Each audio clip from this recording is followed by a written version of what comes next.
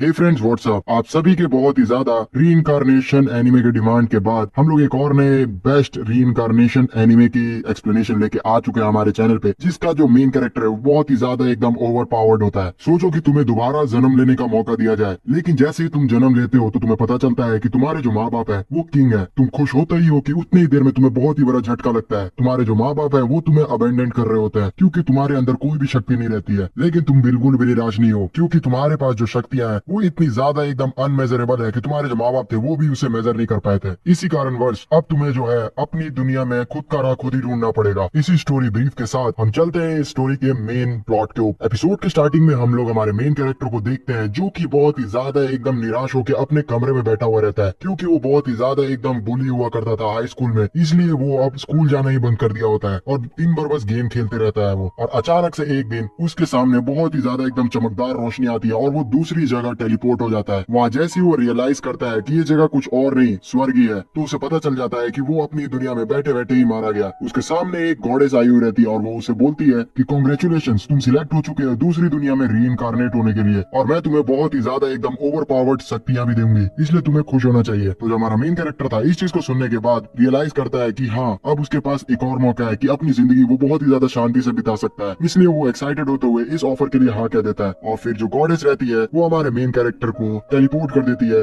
दूसरी दुनिया में। फिर हमें दूसरी दुनिया दिखाई जाती है जहाँ पे जो हमारा मेन कैरेक्टर हारुतो रहता है वो पैदा हो चुका होता है और वो बहुत ही ज्यादा एकदम छोटे बच्चे के रूप में अपना शरीर को एनालाइज कर ही रहा होता है कि उसे पता चलता है कि उसके सामने और कोई नहीं इस पूरे संसार के किंग बैठे हैं और उसे पता चल जाता है कि ये किंग और कोई नहीं उसके पापा है। और वो बहुत ही ज्यादा खुश हो जाता है कि इस दुनिया में वो बहुत ही ज्यादा एकदम ताकतवर बन के एक किंग का बेटा आया है। उसको जो फादर रहते हैं वो भी बहुत ही ज्यादा खुश होते हैं हारुतो को देख के और बोलते हैं कि ये सच में हमारा जो बेटा है वो बहुत ही ज्यादा ताकतवर होगा क्योंकि ये मेरी और क्वीन से मिलकर बना है। और वो फिर अपने बेटे की ताकत को मेजर करने के लिए एक ऑर्ब लेके आते हैं, लेकिन जैसे ही उस ऑर्ब पे अपना जो मेन कैरेक्टर था वो हाथ रखता है तो वो और बहुत ही ज्यादा एकदम कम शक्ति दिखाता है हमारे मेन कैरेक्टर की 02, जिसे देख के जो किंग था वो बहुत ही ज्यादा निराश हो जाता है। और उसकी जो क्वीन थी वो बोलती है कि अगर लोगों को पता चला कि हम दोनों का जो बेटा है वो इतना ज्यादा कमजोर है तो लोग हमारा मजाक उड़ाएंगे, इसलिए हमें इसे फेंक देना चाहिए। और किंग भी इसके लिए हाँ कह देता है। इसी के साथ जो हमारा मेन कैरेक्टर था वो पैदा होते ही अबेंडेंट कर दिया जाता है एक जंगल के अंदर। इस तरीके से अबेंडेंट हो जाने के बाद जो हमारा मेन कैरेक्टर था वो बहुत ही ज्यादा एकदम उदास हो जाता है और वो कोशिश करता है अपने शरीर को हिलाने की, लेकिन वो बहुत ही ज्यादा छोटा बच्चा था इसलिए वो कर नहीं पा रहा था कुछ भी। तो उसे याद आता है कि उसके पास तो बैरियर मैजिक की भी ताकत है, तो वो अपने इमेजिनेशन का यूज करते हुए बहुत सारे जो बैरियर्स थे उसे क्रिएट करने की कोशिश करने लगता है और फाइनली वो एक बहुत ही अच्छा बैरियर क्रिएट कर लेता है जिसे वो अपने चारों तरफ बना लेता है। फिर बैरियर की शक्ति को कंट्रोल करने के बाद जो हमारा मेन कैरेक्टर था वो आसमान में भी उड़ने लग जाता है और वो बहुत ही ज्यादा एंजॉय कर रहा होता है। उतनी ही देर में पीछे से एक वुल्फ आके हमारे मेन कैरेक्टर को काटने की कोशिश करने लग जाती है, लेकिन जो हमारा मेन कैरेक्टर था उसके पास बैरियर की शक्ति थी जिसके कारण वो वुल्फ उसे काट नहीं पाती है और हमारा मेन कैरेक्टर बहुत ही ज्यादा गुस्सा हो जाता है। तो वो अपने बैरियर की शक्ति को यूज करते हुए उस वुल्फ के ऊपर बहुत ही ज्यादा एकदम डैमेज देना शुरू कर देता है। वुल्फ बहुत ही ज्यादा एकदम डैमेज तो ले रही होती है लेकिन हार नहीं मान रही होती है, जिसपे जो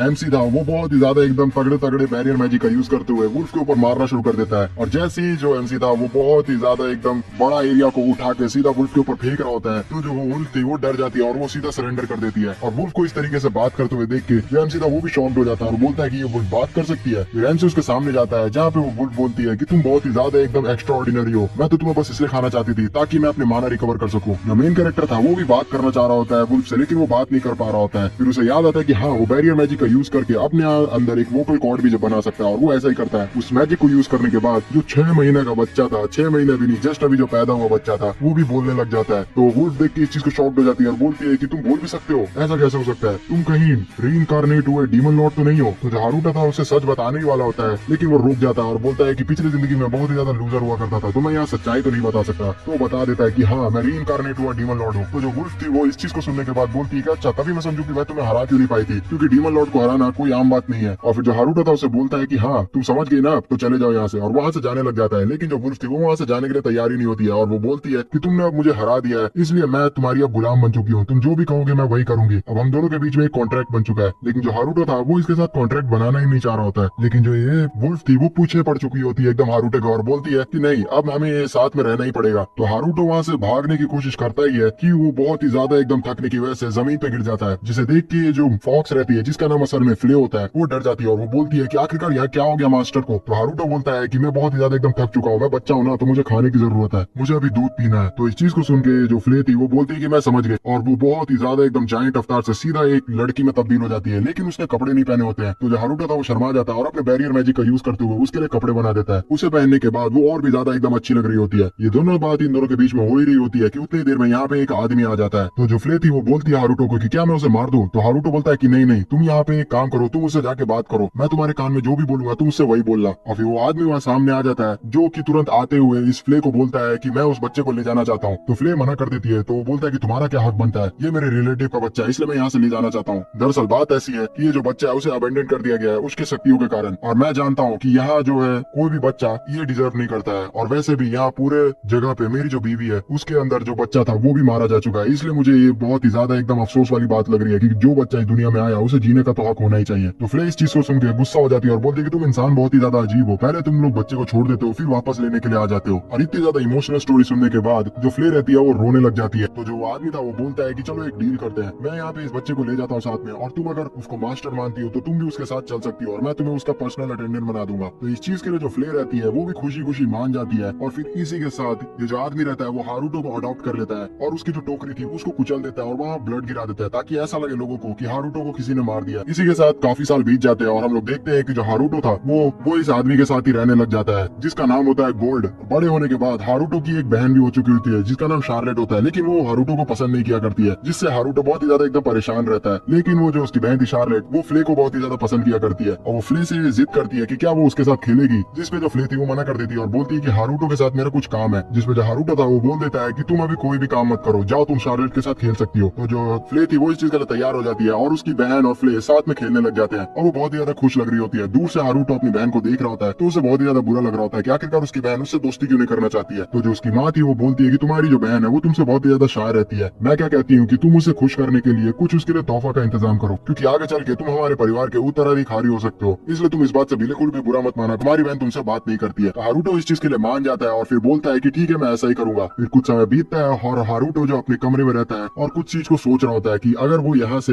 जाने की भी कोशिश करता है तो जो उसकी फैमिली है वो उसे जाने नहीं देती है, लेकिन आगे चल के मुझे इस घर को छोड़ के पढ़ने के लिए जाना तो होगा ही। लेकिन मैं इस चीज से सोचता हूँ कि अगर मैं यहाँ से जाऊंगा तो जो फ्ले है वो भी यहाँ से जाएगी, जिसपे जो उसकी बहन शार्लेट है वो बहुत ज्यादा बुरा मान जाएगी। लेकिन मैं कितना भी समझा लूं जो फ्ले है वो मेरे साथ ही रहना चाहती है, अब मैं क्या करूं, वरना ये जो शार्लेट है मेरी बहन वो मेरे से बहुत ही ज्यादा एकदम नफरत कर लेगी और मैं ऐसा चाहता नहीं हूँ। और इस चीज को सोचने के कारण जो हारुतो था वो अपना एक क्लोन बना लेता है ताकि वो यहाँ से चला भी जाए और घर वालों को पता भी ना चले। और ये सारी बातें वो सोच ही रहा होता है कि उतनी देर में जो उसके फादर रहते हैं वो उसे बाहर बुला लेते हैं और बाहर पहुंचने के बाद जो उसके फादर थे वो बोलते हैं कि हारुतो मैं जानता हूँ कि तुम्हारा जो माना लेवल है वो बहुत ही ज्यादा कमजोर है, लेकिन तुमने कभी भी सोचा है कि तुम्हारा इंटरेस्ट कहाँ पे है? तो जो हारुतो था वो बोलता है कि हाँ मेरा इंटरेस्ट एंशिएंट मैजिक पे है, जिसे सुन के जो उसके फादर थे वो खुश हो जाते हैं और वो बोलते हैं कि मुझे लगा नहीं था कि तुम अपने कमरे में बैठ के कुछ काम की भी चीज किया करते हो, मुझे लगता था कि तुम बस टाइम पास करते रहते हो, लेकिन मैं तुम्हें बता दूं कि यहाँ पे सिर्फ ये सारी चीजें सोच के नहीं होगा कुछ भी, तुम्हें अगर स्ट्रॉन्ग बनना है तो तुम्हें तलवारबाजी भी आनी चाहिए। और फिर वो हारुतो को तलवारबाजी के लिए ट्रेन करने के लिए उसे तलवार दे देते हैं और फिर इन दोनों के बीच फाइट होना शुरू होता है। और जो हारुतो तो मन में सोचता है कि मेरे जो डैड है वो बहुत ही ज्यादा जाबाज योद्धा में से माने जाते हैं इस पूरे किंगडम में और उनसे जीतना बहुत ही ज्यादा मुश्किल है, लेकिन फिर भी मैं अपने चारों तरफ जो एक बैरियर है उसे बना लेता हूँ जिससे मैं बहुत ही ज्यादा एकदम स्ट्रॉन्ग बन जाऊंगा। और फिर ये बैरियर को बनाने के बाद वो अपने फादर पे हमला करता है जिसको जो उसके फादर थे वो डॉच कर लेते हैं और जो हारुतो था वो एक जगह जाके गिर जाता है और उसकी तलवार टूट जाती है। उस तलवार को देखने के बाद हारुतो बोलता है कि अरे यार मैंने तलवार पे तो बैरियर लगाना भूल ही गया था। लेकिन जो उसके डैड थे वो तो ये देख के शॉक थे कि आखिरकार जो हारुतो है वो कितना ज्यादा एकदम फास्ट है। फिर जो हारुतो के फादर रहते हैं वो हारुतो के ऊपर एक दूसरा अटैक करते हैं और उसे बोलते हैं कि तुम इस अटैक को डॉच करो, जिसको डॉच करते हुए जो हारुतो था वो बहुत ही ज्यादा एकदम ओपी तरीके से आसमान में कूद जाता है और जमीन पे आता है और बोलता है कि देखा मैंने डॉच कर लिया। लेकिन उसको जो फादर थे वो मन में सोचते हैं कि ये जो अटैक था उसे तो सिर्फ लेवल 30 के ऊपर के वॉरियर्स ही डॉच कर सकते हैं, आखिरकार हारुतो ने ऐसे कैसे कर लिया। हारुतो को भी पता नहीं होता है कि आखिरकार उसने ऐसा कैसे कर लिया। वो हमेशा से सोचा करता था कि उसके पास जो शक्ति है वो बहुत ही ज्यादा एकदम कम है, वो उम्मीद में रहता था कि कभी तो उसका जो माना लेवल है वो बढ़ेगा, लेकिन कभी भी ऐसा नहीं होता था। तो जिसके फादर थे वो बोलते हैं कि चलो कोई बात नहीं, मुझे लगता है कि ये बस एक तुक्का ही होगा। और फिर इन दोनों के बीच में फिर से ट्रेनिंग होना शुरू हो जाती है जिसे पीछे से जो बहन थी इसकी वो भी देख रही होती है। फिर कुछ देर बीत जाता है और जो हारुतो के डैड रहते हैं वो अपने कमरे में बैठे हुए रहते हैं जहाँ पे जो उनकी वाइफ थी वो उनसे पूछती है कि आखिरकार आजकल आप क्या कर रहे हैं। तो जो हारुतो के डैड थे वो बोलते हैं कि मैं यहाँ पे आजकल हारुतो को ट्रेनिंग दे रहा हूँ तलवारबाजी की। तो जो उसकी माँ थी वो खुश हो जाती है इस चीज को सुन के, जिसपे जो उसके फादर थे वो बोलते हैं कि लेकिन मुझे एक चिंता सताई जा रही है, आजकल जो हारुतो है वो बहुत ज्यादा जो मुझे स्ट्रॉन्ग लगता है, मुझे ऐसा लगता है कि कहीं वो रीइंकारनेट हुआ डेविल किंग तो नहीं है। शायद से इसी कारणवश जो एक बहुत ही ज्यादा स्ट्रॉन्ग डेविल है फ्ले वो भी उसकी शक्ति को कंट्रोल नहीं कर पाती है और उसकी गुलाम बन के बैठी हुई है। जिसपे जो उसकी माँ थी वो बहुत ही ज्यादा एकदम उदास हो जाती है और बोलती है कि नहीं ऐसा नहीं हो सकता, जो हारुतो है वो इंसान ही है, मैं जानती हूँ। तो जो उसके फादर थे वो कंसोल करने लग जाते हैं उसकी माँ को और बोलते हैं कि हाँ हाँ मैं भी जानता हूँ जो हारुतो है वो बहुत ही ज्यादा प्यारा बच्चा है। फिर कुछ समय बीत जाता है और हमें हारूटो को कमरे के अंदर बैठे हुए दिखाई जाता है, जिसपे वो बैठे बैठे सोच रहा होता है कि आजकल जो मेरे फादर गोल्ड है वो बहुत ही ज्यादा एकदम बिजी रह रहे हैं, जिसके कारण मुझे तलवारबाजी भी नहीं करनी पड़ रही है, मुझे बहुत ही ज्यादा मजा आ रहा है आराम करते हुए। लेकिन फिर उसे अपने घर के बाहर से आवाज आनी शुरू हो जाती है और वो तुरंत ही जाकर देखता है तो उसे पता चलता है कि उसके घर के बाहर बहुत सारे जो सोल्जर्स थे वो डैमेज होकर पड़े हुए थे। तो बाहर जैसे ही जाता है तो वो देखता है कि उसके फादर जो रहते हैं वो वहीं खड़े रहते हैं और वो बोलते हैं हारूटो को कि हारूटो, मैं तुमसे माफी चाहता हूँ कि मैंने तुमसे बात छुपा के रखी। हाल ही में जो हमारा किंगडम है उसके बाहर कोई चोर रकेटों की बहुत ही ज्यादा एकदम मारकाट वाली न्यूज आनी शुरू हो गई थी, जिसको पड़ताल करने के लिए हम लोग जंगल में गए थे, लेकिन मेरी लापरवाही की वजह से मेरे जितने भी सोल्जर्स हैं वो मारे गए। मैंने ढंग से प्लान नहीं किया था और बहुत सारे लोग जो है वो घायल भी हो गए। तो इस चीज को सुन के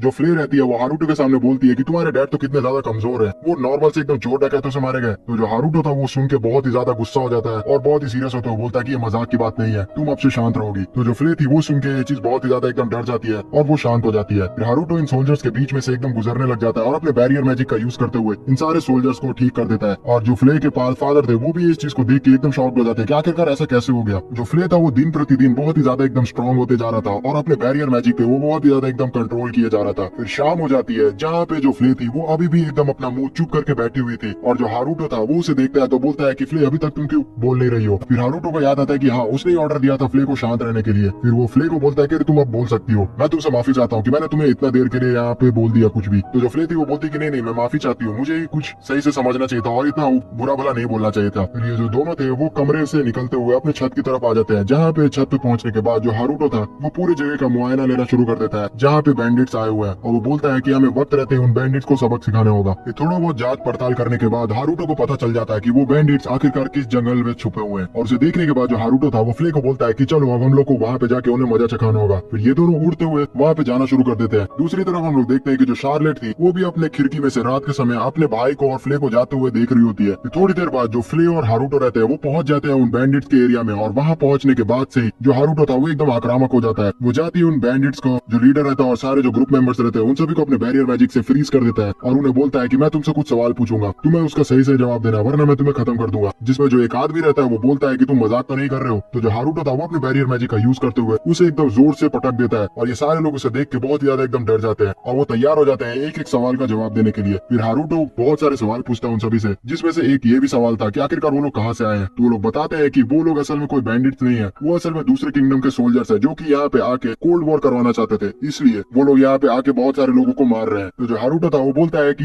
हमारे किंगडम में घुसते हुए तुम लोग को सोल्जर्स नहीं मिले, तुम लोग को तो अभी यहाँ पे घुसना मिलना ही नहीं चाहिए था। तो वो लोग बोलते हैं कि तुम्हें अभी तक समझ में नहीं आया, हमें बाहर से कोई बैकिंग मिल रही है इसलिए हम लोग यहाँ पे आराम से आ पाए। तो हारूटो मन में सोचता है कि आखिरकार ऐसे कैसे हो सकता है, अगर कोई आदमी यहाँ पे आ चुका है तो उसका जो कंट्रोल है वो मेरे फादर से भी ज्यादा होना चाहिए, इसका मतलब फादर से ऊपर जो लोग हैं वो कुछ ना कुछ रॉयल गार्ड से बदला लेना चाहते हैं, इसलिए वो लोग ऐसा करवा रहे हैं। फिर हारूटो को सारी नेसेसरी इन्फॉर्मेशन मिल चुकी होती है और वो फ्ले को बोल देता है कि इन सारे लोग को आग लगा दो। तो वो लोग बोलते हैं कि हमने तो तुम्हारी सारी बातें मान ली थी तो तुम ऐसा क्यों कर रहे हो। तो हारूटो बोलता है कि मैंने अभी तक तुम्हें ये नहीं बताया था कि मेरे जो फादर है वो गोल्ड है और मैं उनका बदला लेने के लिए यहाँ पे आया थी, तुमने आखिरकार उनको हाथ कैसे लगा दी। फिर थोड़ी देर बाद जो फ्ले रहती है वो पूरी जगह को आग लगा देती है और जो हारूटो था वो इन सारे इंसिडेंट्स के ऊपर एक लेटर लिख के एनोनिमस अपने फादर को भेज देता है। फिर हमें सुबह का सीन दिखाया जाता है जहाँ पे जो गोल्ड रहता है उसको सारी बातें एकदम पता चल जाती है उस एनोनिमस लेटर से और वो सोचता है कि आखिरकार ऐसे कैसे हो सकता है, जो एम्पायर है वो इतना बड़ा गद्दार को कैसे पाल सकता है। मुझे शुरू से ही लग रहा था कि वो जो बैंडिट्स है वो नॉर्मल बैंडिट्स नहीं है। तो जो बेटी रहती है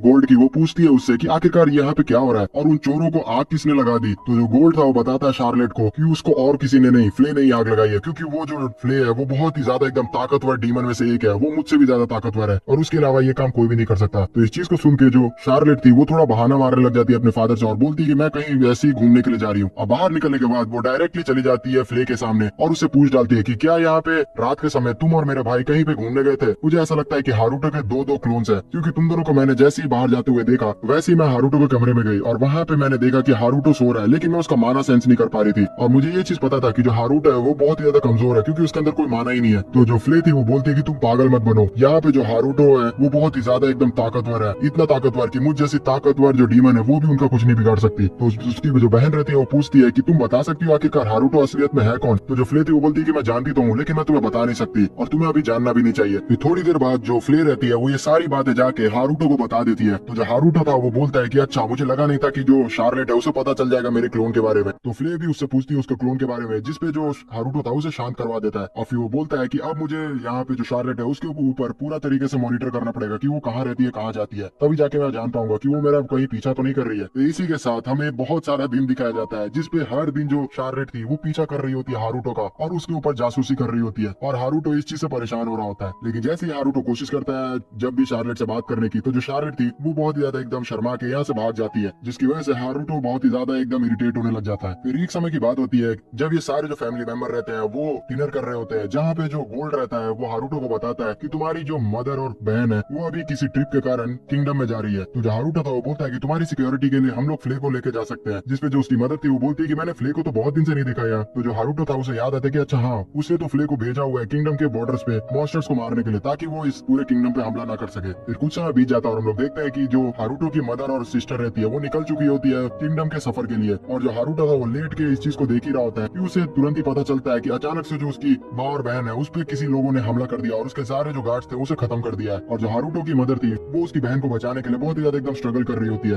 एक जो अटैक रहता है वो जाके उनके पैर पे भी लग जाता है, लेकिन अचानक से जो हारूटो था वो अपने बैरियर मैजिक का यूज करते हुए अपनी बहन को गाइड करने लग जाता है कि कहाँ उसे जाना चाहिए। तो जो उसकी बहन थी वो भी समझ जाती है सारा प्लान और फिर अपनी मदर को बताने लग जाती है कि उन्हें कहाँ कहाँ जाना चाहिए, जिसमें जो उसकी मदर थी वो भी शॉक हो जाती है कि आखिरकार यहाँ पे शार्लेट को कैसे पता चल जा रहा है इस पूरे लोकेशन के बारे में। लेकिन वो उसकी बात सुनती है और एक जगह पे पहुंच जाती है जहाँ पे नीचे खाई रहता है, लेकिन जो शार्लेट थी वो बोलती है अपनी मदर को कि आप इसके नीचे कूद जाइए। तो जो उसकी मदर थी वो भी उसकी बात सुन जाती है और वो सीधा कूद जाती है नीचे। वहाँ पे पहुंचने के बाद जो शार्लेट थी वो बोलती है मदर को कि अब हम लोग बस पहुंच ही गए, आपको आगे जाते रहना चाहिए और वहाँ पे छुपने के लिए हमें एक जगह मिल जाएगी। और ऐसा ही उसकी मदद करती है और आगे जैसे ही जाती है तो वो देखती है कि गुफा आ चुकी है और वहाँ अंदर जाने के बाद जो उसकी मदर थी वो शार्लेट को बैठा देती है एक जगह पे और बोलती है कि अब मैं जा रही हूँ यहाँ से। तो जो शार्लेट थी वो बोलती है कि आपको क्या लगता है ये जो हमारी हेल्प है वो कौन कर रहा है। तो उसकी मदर बोलती है कि ये पक्का हीरो ऑफ जस्टिस का काम है। जो हीरो ऑफ जस्टिस रहता है वो बहुत ही ज्यादा एकदम अच्छे लोगों की जान बचाया करता है और वो बहुत ही ज्यादा ताकतवर होता है। तो ये बोलने के बाद उसकी मदर बाहर निकल जाती है और उन बैंडिट से लड़ने के लिए तैयार होती है, लेकिन वो समझ जाती है कि इन बैंडिट से वो बिल्कुल भी नहीं लड़ पाएगी, इसलिए वो अपने आप पे जान लेने वाली होती है कि हारूटो उसी समय वहाँ पे आ जाता है और फिर अपने ताकत का यूज करते हुए अपनी माँ को बेहोश कर देता है। और वो बहुत ही ज्यादा एकदम गुस्सा हो चुका होता है। ये बोलता है वो कि मैं सच में बहुत ही ज्यादा एकदम निराश हूँ इन सारे इंसिडेंट्स को लेके, तुम सभी को मैं बिल्कुल भी नहीं छोड़ूंगा। और वो एक एक करके सारे जो लोग मारने के लिए आए थे उसकी बहन और माँ को, उन सभी को बहुत ही ज्यादा एकदम धूल चटा देता है और फिर चला जाता है अपनी बहन के पास और फिर उसे बोलता है कि मैं तुम्हारी माँ को यहाँ पे बचा के ले आया हूँ। और ये चीज बोलने के बाद वो अपनी माँ को रख के यहाँ से भागने लग जाता है। तो जो उसकी बहन थी वो समझ जाती है कि और कोई नहीं हारूटो ही है और वो हारूटो का नाम पुकारती है और उसे बोलती है कि हारूटो क्या तुम हीरो ऑफ जस्टिस हो। तो जो हारूटो था इस बकवास सी बातों को सुन के मन में सोचता है कि क्या ये मेरे को हीरो ऑफ जस्टिस मानती है, अगर ऐसा ही है तो मैं इसका भ्रम को नहीं तोड़ूंगा, और वो इस चीज के लिए हाँ बोल देता है। तो जो उसकी बहन थी वो बहुत ज्यादा एकदम खुश हो जाती है इस चीज को सुन के और बोलती है कि तुम तो सच में बहुत ही ज्यादा एकदम ताकतवर हो। तो जो हारूटो था उसे बोलता है कि क्या तुम इस चीज को सीक्रेट रख सकती हो, जिसपे जो उसकी बहन थी वो तैयार हो जाती है। फिर हारूटो यहाँ से चला जाता है और अपने घर पहुंच जाता है जहाँ पे जो उसके डैड गोल्ड रहता है उन्हें सारी चीज की रिपोर्ट मिलता है, जिसे सुन के वो थोड़ा एकदम चैन की सांस लेते हैं और बोलते हैं कि तुम्हें क्या लगता है यहाँ पे वो जो आदमी था वो अपने आप को छुपाना चाहता है जिसने उनकी जान बचाई है, मैं सच में उसे थैंक्स कहना चाहता हूँ, लेकिन मुझे समझ नहीं आ रहा कि मैं ऐसा कैसे कर सकता हूँ। तो जो हारूटो था वो बोलता है अपने डैड को कि मुझे लगता है कि वो जो हीरो ऑफ जस्टिस है वो असल में अपने आप को लो ही रखना चाहता है और जब तक हम लोग अच्छा काम करेंगे तब तक वो हमारी हिफाजत करेगा। और इन बातों बातों में जो हारूटो था उसके मुंह से इंपीरियल सोल्जर्स का नाम निकल जाता है, जिसे सुन के जो उसके डैड थे वो बोलते हैं कि आखिरकार तुम्हें कैसे पता चला कि इन सभी पे हमला इंपीरियल सोल्जर्स ने किया था। तो जो हारूटो था इस चीज को एकदम पर्दा डालने लग जाता है और बोलता है कि अरे मैंने तो तुक्का मारा, क्या मैं सच हूँ। तो जो उसके डैड थे वो मन में सोचता है कि ये बच्चा मुझे बिल्कुल भी बच्चा नहीं लगता, इसके अंदर बहुत ही ज्यादा एकदम दिमाग है। उतनी ही देर में यहाँ पे जो हारूटो की मॉम थी वो आ जाती है शार्लेट को लेते हुए और उनके साथ फ्ले भी रहती है। इन सभी को देखने के बाद जो हारूटो को डैड रहते हैं वो बहुत ज्यादा एकदम इमोशनल होते हुए इन सभी को हक कर लेते हैं और बोलते हैं कि मैं सच में तुम्हें बहुत ही ज्यादा एकदम मिस किया था। लेकिन जो शार्लेट रहती है वो तुरंत ही एकदम अजीब सा रिएक्ट करती है और जाके हारूटो को हक कर लेती है, जिसे देख के जो इसके मॉम डैड थे वो बहुत ज्यादा खुश होते हैं कि जो शार्लेट है अब अपने भाई को पसंद करने लग गई है। लेकिन जो फ्ले रहती है इस चीज को देखकर गुस्सा हो जाती है और बोलती है कि मेरे मास्टर से दूर हट जाओ, और ये सारे लोग इस चीज को देख के हंसने लग जाते हैं।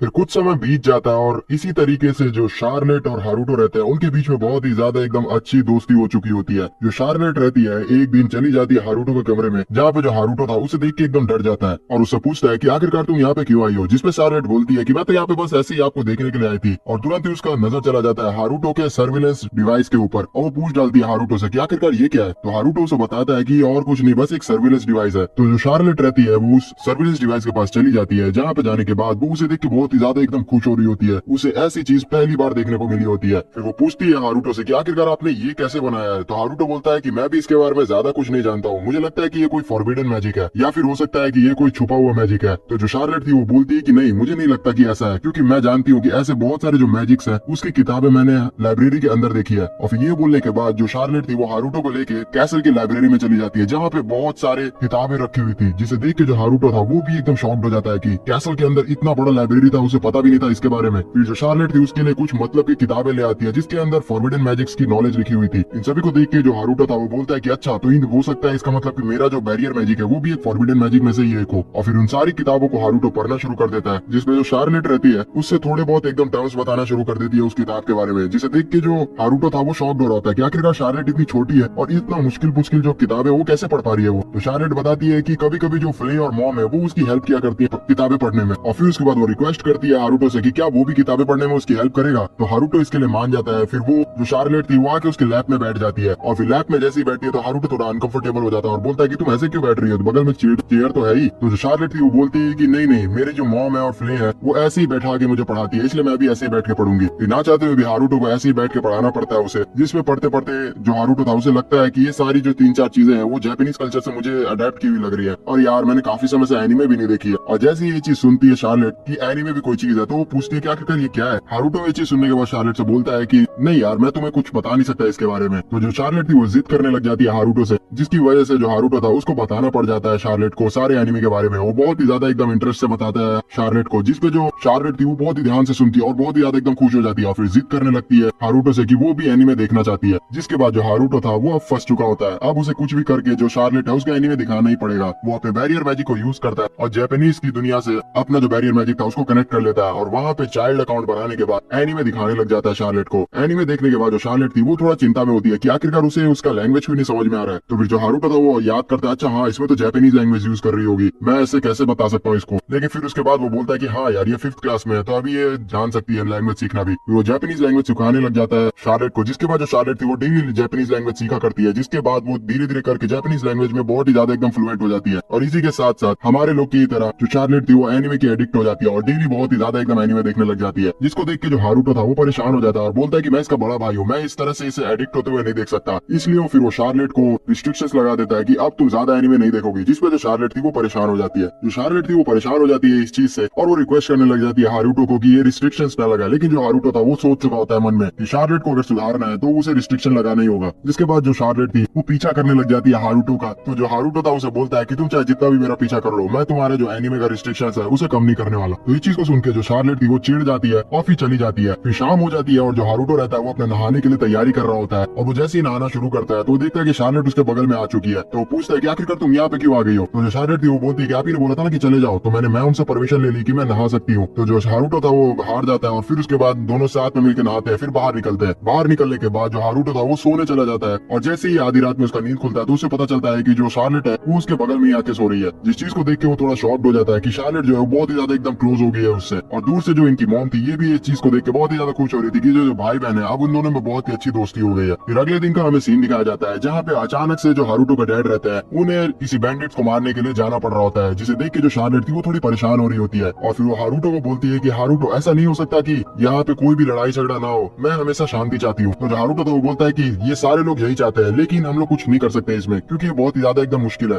जो शार्लेट थी वो जिद करने लग जाती है हारूटो से कि हारूटो तुम तो बहुत ही ज्यादा स्ट्रॉन्ग हो, तुम जाके वहाँ पे जाके हमारे डैड को बचा नहीं सकते हो। तो जो हारूटो था फिर बोलता है कि अच्छा ऐसी बात है, चलो ठीक है मैं तैयार हो जाता हूँ। फिर हारूटो को मजबूरन तैयार होना पड़ता है, और जो शार्लेट थी उसे जिद करने लग जाती है पावर रेंजर वाला एकदम ट्रांसफॉर्म करने के लिए, क्योंकि वो एक सुपर हीरो था। तो जो हारूटो था उसको ये बात माननी पड़ती है। शार्लेट के जिद को देखते हुए जो हारूटो था वो ट्रांसफॉर्म करने के लिए तैयार हो जाता है, और फिर वो एकदम ऑसम ट्रांसफॉर्मेशन करते हुए एक लंबा सा लड़का बन जाता है और अपने आप को पूरी तरीके से ढक लेता है। इस चीज को देख के जो शार्लेट थी वो बहुत ज्यादा एकदम खुश हो जाती है, और वो जिद करने लगती है हारूटो को कि वो भी उसको अपने साथ लेके चले। लेकिन हारूटो उसको मना कर देता है और बोलता है कि वहाँ पे बहुत ही ज्यादा खतरा है, इसलिए मैं चाहता हूँ कि तुम दूर से ही सर्विलेंस कैमरा से सारे गतिविधियां देखती रहो। फिर जो हारूटो रहता है वो चला जाता है उसी जगह पे जहाँ पे वो बैंडिट्स आए हुए रहते हैं, और वहाँ पहुंचने के बाद जो हारूटो था वो अपने बैरियर मैजिक का यूज करते हुए उन बैंडिट्स को तुरंत ही पकड़ लेता है। लेकिन फिर वो सोचता है कि जो शार्लेट है वो उसे एक्शन में देखना चाहती है, इसलिए फिर वो नीचे चले जाता है और फिर बैंडिट से झगड़ा करने के लिए तैयार हो जाता है। जो बैंडिट्स रहते हैं उन्हें समझ ही नहीं आ रहा होता है कि आखिरकार ये कौन है, और वो लड़ने के लिए तैयार होते ही है हारूटो के साथ। लेकिन जो हारूटो था वो तुरंत ही उन सभी को धूल चटा देता है और वहाँ पे बहुत ही बुरी तरीके से एकदम मार लगाता है। थोड़ी देर में वो जो सारे सारे बैंडिट्स थे वो हारुतो से हार जाते हैं और हारुतो भी इस चीज को देख के थोड़ा शॉक्ड होता है। कुछ देर बाद वहाँ पे सारे सोल्जर्स आ जाते हैं और फिर उसके बाद ये सारा दृश्य देखने के बाद वो लोग भी एकदम शॉक्ड होते हैं कि आखिरकार इन सारे बैंडिट्स को मार किसने दिया। वहाँ पे जो हारुतो के डैड रहते हैं वो भी पहुंच चुके होते हैं और वो हारुतो को देख लेते हैं और फिर बोलते हैं कि आखिरकार तुम कौन हो। तो जो हारुतो था उसके पास कोई जवाब ही नहीं था, तो वो बोलता है कि मैंने अभी तक अपना नाम सोचा नहीं है। तो जो हारुतो के डैड थे वो बोलते कि ये बड़ा ही अजीब सा नाम है, वैसे क्या तुम वही तो नहीं हो जिसने मेरी कुछ समय पहले पत्नी की जान बचाई थी। तो जो हारुतो था वो बोलता है कि मुझे याद नहीं, मैं ऐसे ही काम करते रहता हूँ। तो जो उसके डैड थे उससे पूछते हैं कि आखिरकार तुम्हारा मकसद क्या है, ये तो बता दो। तो हारुतो बोलता है कि मैं बस इस दुनिया में जस्टिस लाना चाहता हूँ, मैं हूँ हीरो ऑफ जस्टिस। और इस चीज को बोल के जो हारुतो था वो भी शर्मा जाता है और फिर यहाँ से उड़ के चला जाता है। और घर पे आने के बाद वो बहुत ही ज्यादा एकदम थक चुका होता है, लेकिन जो शार्लेट रहती है वो उसका पूरा का पूरा एक्शन देख के बहुत ही ज्यादा एकदम खुश हो रही होती है और उसे एकदम कॉन्ग्रेचुलेट कर रही होती है। फिर इसी तरीके से जो शार्लेट थी वो बहुत ही ज्यादा एकदम जिद करने लगती है हारुतो को आए दिन बहुत ही ज्यादा लोगों को मजा चखाने के लिए, और जितने भी बुरे लोग हैं उनको बहुत ही ज्यादा अच्छी तरीके से सजा देने के लिए, जिसकी वजह से जो हारुतो था वो जगह जगह जाने लग जाता है और उसका नाम ब्लैक नाइट रख देते हैं लोग। जो शार्लेट थी इस चीज से तो बहुत ही ज्यादा खुश हो रही थी, लेकिन जो हारुतो था वो बहुत ही ज्यादा एकदम थके हुए रहता था इस कारण से।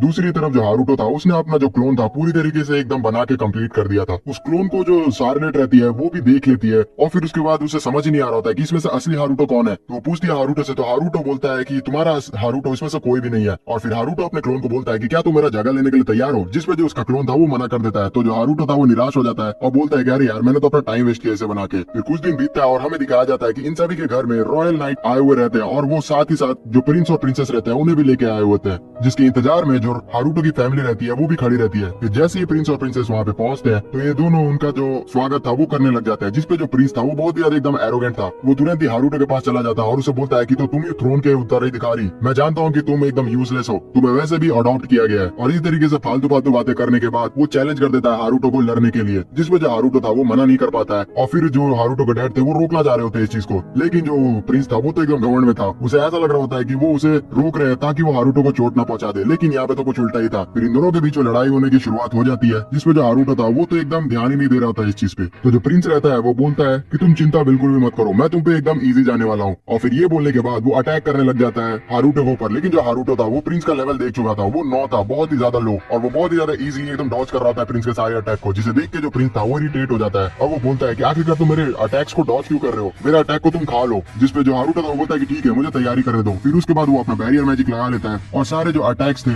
वो हारुतो खाने लग जाता है, जिसे देख के इरिटेट हो जाता है प्रिंस और बोलता है कि तुम यार अटैक कर रहे हो, देखने से तो लग ही नहीं रहा कि तुम अटैक कर रहे हो। जिसपे जो हारुतो था वो बोलता है कि अच्छा तुम यही चाहते हो तो ठीक है, मैं तुम्हें अपनी असली शक्ति दिखाऊंगा। और उसके बाद बहुत ही ज्यादा एकदम ओपी तरीके से जो हारुतो था वो बैंड बजाने लग जाता है प्रिंस की, और जो प्रिंस था वो बहुत ही ज्यादा एकदम इरिटेट हो जाता है कि इतना इजीली ये एकदम नॉर्मल सा बच्चा मुझे कैसे हरा रहा है। जो प्रिंसेस रहती है वो इस चीज को देख के बहुत ही ज्यादा एकदम शॉक्ड होती है और वो हारुतो के डैड से पूछती है कि क्या सच में हारुतो लेवल सिर्फ 2 का है, मुझे तो नहीं लगता क्योंकि उसका जो मूवमेंट है वो बहुत ही ज्यादा एकदम ऑसम है। तो जो उसके डैड थे वो बोलते हैं कि मुझे भी नहीं पता, असलियत में सच कहूँ तो जो हारुतो है वो भी इस चीज को एक्सेप्ट कर चुका है। दूसरी तरफ जो प्रिंस रहता है लाओस, वो बहुत ही ज्यादा इरिटेट होते हुए लास्ट में एकदम अपना जो फायर मैजिक है उसको एक्टिवेट कर लेता है और हारुतो के ऊपर फेंकने वाला होता है, जिसको देख के जो उसकी बहन थी वो उसे रोकती है, लेकिन वो सुनता नहीं है और सीधा एक जोरदार अटैक कर देता है। लेकिन जो हारुतो था वो अपना बैरियर मैजिक को यूज करता है और सारा का सारा जो उसका फायर था उसे ऑब्जॉर्व कर लेता है। तो जो लाओस था वो बहुत ही ज्यादा इरिटेट होते हुए बहुत सारे फायर बॉल्स फेंकना शुरू कर देता है हारुतो के ऊपर, लेकिन जो हारुतो था वो एक एक फायर बॉल्स को ऑब्जॉर्व कर लेता है। तो जो लाओस था इरिटेट होते हुए अपनी बहन को बोलता है कि तुम देख रही हो ये कुछ अजीब सा हो रहा है, मेरा जितना भी शक्ति है वो सारा ऑब्जॉर्व हो जा रहा है। तो जो हारुतो था वो बोलता है कि ये सारी मेरे मैजिक के कारण हो रहा है। तो इस चीज को विश्वास नहीं करता है लाओस और बोलता है कि ऐसा बिल्कुल भी नहीं हो सकता। तो जो हारुतो था फिर वो अपना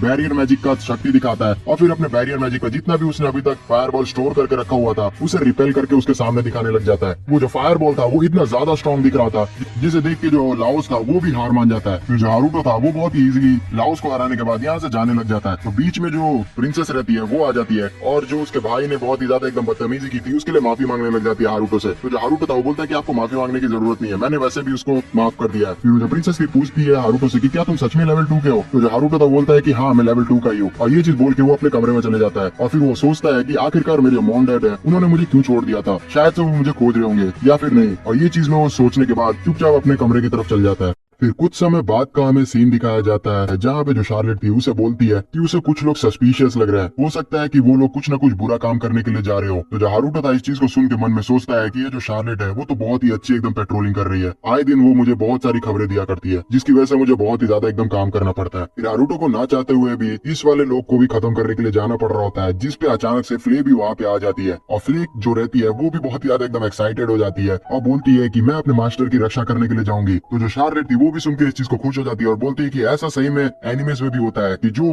हीरोज होते हैं उनकी हीरोइंस आ जाती है और उनकी बहुत ही ज्यादा एकदम हिफाजत किया करती है। और फिर फ्ले और शार्लेट दोनों मिलकर जिद करने लग जाते हैं हारूटो के सामने कि वो फ्ले को लेके चल जाए, जिसपे जो हारूटो था वो मान जाता है और फिर वो फ्ले को बाहर लेके आ जाता है, जहाँ पे वो फ्ले को समझाता है कि देखो मैं तुम्हें बताना चाहता हूँ कि ये जो हमारी लड़ाई है वो शार्लेट भी देखेगी, इसलिए मैं चाहता हूँ कि तुम खून खराबा बिल्कुल भी मत करो। जिसपे जो फ्ले थी वो मान जाती है और फिर उसी के साथ जो हारूटो था वो ट्रांसफॉर्म होते हुए चला जाता है उन्हीं बैंडिट्स के सामने। और वहाँ जैसे ही वो पहुंचता है तो उन बैंडिट्स को एकदम चौंका देता है। उन्हें समझ नहीं आता कि आखिरकार ये कौन है, लेकिन जो हारूटो था बिल्कुल भी उन्हें मौका नहीं देता और उन पर अटैक करने के लिए बढ़ जाता है। लेकिन जो फ्ले थी वो भी बात नहीं सुनती और वो अपना बड़ा सा फायरबॉल क्रिएट कर लेती है। तो जो हारूटो था उसे मना करता है और बोलता है कि ऐसे तो ये लोग पूरा मर जाएंगे, हमें उन्हें मारना नहीं है। जिसपे जो फ्ले थी थोड़ा देर रुकती है और फिर हारूटो उन पर अटैक करता है, लेकिन जो फ्ले थी वो मानती नहीं और लास्ट में उनको बहुत ही ज्यादा एकदम बुरी तरीके से मार देती है। फिर जो हारूटो था उसे समझाता है और बोलता है कि आज के लिए तुमने बहुत कुछ कर लिया है, अब मेरे को करने दो। फिर जो फ्ले थी वो मान जाती है और फिर जो हारूटो था लास्ट अटैक करके उन्हें हरा देता है। और फिर हारूटो घर पे आ जाता है जहाँ पे वो बहुत ही बुरी तरीके से एकदम थक चुका होता है इतना ज्यादा काम करके। लेकिन जो शार्लेट थी उसका एनर्जी तो खत्म ही नहीं हो रहा था। वो बोलती है हारूटो से कि तुमने बहुत ही ज्यादा एकदम औसम तरीके से लड़ाई की थी, मैं सच में बहुत ही ज्यादा खुश हूँ तुम्हें देख के। तो जो फ्ले रहती है वो शार्लेट को और भी बड़ा बड़ा के बोलती है कि अभी तो मैंने यहाँ पे अपना पूरा शक्ति यूज भी नहीं किया था, तुम अगर मेरा पूरा शक्ति देखोगी तो तुम तो और भी ज्यादा एकदम शॉक्ड हो जाएगी। तो जो शार्लेट थी वो बिना डरे हुए इस चीज को देख के और भी ज्यादा एकदम खुश हो रही होती है कि जो फ्ले है वो सच में बहुत ही ज्यादा एकदम ताकतवर है। तो जो दूर से हारूटो था इन सारी चीजों को सुन के खुश हो रहा था और मन में सोचता है कि अगर शार्लेट मुझे देखना चाहती है फ्ले के साथ काम करते हुए तो मैं उसके साथ काम करने के लिए खुश हूँ। दूसरी तरफ जो प्रिंस लाओस रहता है वो अभी भी बहुत ही ज्यादा एकदम चिड़ा हुआ हो रहता है हारूटो से हारने के बाद और वो मन में सोच रहा होता है कि एक दिन मैं जाके उस हारूटो को हरा के रहूंगा। उतनी देर में उसका बटलर वहाँ पे आ जाता है, फिर उसे बोलता है कि प्रिंस यहाँ पे अभी बैंकेट होने वाला है और हम लोग रिक्वेस्ट करते हैं आपसे कि आप शार्लेट को भी उसमें इन्वाइट करें। जिसपे जो प्रिंस था वो मना कर देता है कि मैं उसे इन्वाइट बिल्कुल भी नहीं करने वाला। तो जो बटलर था उसे जिद करने लग जाता है और बोलता है कि किंग की सलामती के लिए, जिसमें उसे मानना पड़ता है और फिर शार्लेट को वो इन्वाइट कर लेता है। फिर कुछ समय बाद का मैं सीन दिखाया जाता है जहाँ पे जो शार्लेट रहती है उस बैंकेट से आ चुकी होती है और वहाँ से वो बहुत ज्यादा एकदम टेस्टी टेस्टी खाना लेके आई रहती है हारूटो के लिए। और फिर वो हारूटो को खाना देने के बाद बहुत ही ज्यादा एकदम खुश हो रही होती है और जो हारूटो था वो खाने लग जाता है। उतनी देर में जो हारूटो का क्लोन था वो उसके पीछे आ जाता है और बहुत ही ज्यादा एकदम अजीब से उसकी तरफ देखता है। जिसमें जो हारूटो था उससे पूछ डालता है कि आखिरकार क्या हो गया तुम्हें। तो जो उसका क्लोन था उसे बोलता है कि तुम्हें पता नहीं है तुम्हारे चक्कर में मुझे कितना ज्यादा एकदम अजीब तरीके से जगह पे जाना पड़ता है, मैं बहुत ही ज्यादा एकदम परेशान हो चुका हूँ। और ये चीज बोलने के बाद वो थका हुआ एकदम बेड पे जाके गिर जाता है। तो जो हारूटो था अपने क्लोन को देख के बोलता है कि सच में बहुत ही ज्यादा एकदम बेकार है, ये तो मेरे बिल्कुल भी काम का नहीं आ रहा। फिर जो शार्लेट रहती है वो हारूटो को बताती है कि जो प्रिंस है उसने मुझे कल इन्वाइट किया अपने साथ आने के लिए। तो जो हारूटो था उससे थोड़ा बहुत एकदम शक लगने लग जाता है, जिसमें वो बोलता है कि अच्छा ठीक है चलो मैं तुम्हारे साथ चलूंगा उसमें। फिर रात के समय में जो हारूटो था वो जगह की निगरानी करने लग जाता है जिससे वो जो शार्लेट है उसकी सिक्योरिटी का ध्यान रख सके। और उसी जगह की निगरानी करते हुए उसे पता चलता है कि कुछ लोग ऐसे हैं जो कि अजीब सा समनिंग मैजिक कर रहे होते हैं। हारूटो इस चीज को देखने के बाद समझ जाता है कि ये जो समनर्स है वो कल के लिए उसके लिए मुसीबत पैदा कर सकते हैं, इसलिए वो तुरंत ही अपने आप को ट्रांसफॉर्म करके उनके सामने चला जाता है। और वो जो समनर्स थे जैसे ही देखते हैं कि एक अजीब सा आदमी यहाँ पे आ चुका है तो उससे पूछते हैं कि आखिरकार तुम कौन हो। लेकिन जो हारूटो था वो बोलता है कि मैं यहाँ पे बकवास करने के लिए नहीं आया हूँ और उन सभी पे एकदम अटैक करने के लिए तैयार हो जाता है और देखते ही देखते सारे समनर्स को वो हरा देता है। जिसपे जो उन समनर्स का लीडर था वो लास्ट में अपना लास्ट मैजिक करता है और उस समनिंग मैजिक से बहुत सारे जो स्केलेटन सोल्जर्स रहता है उन्हें समन कर लेता है। जिसे देख के जो हारूटो था वो खुश हो जाता है और बोलता है कि मैंने वीडियो गेम्स में आज तक सिर्फ स्केलेटन्स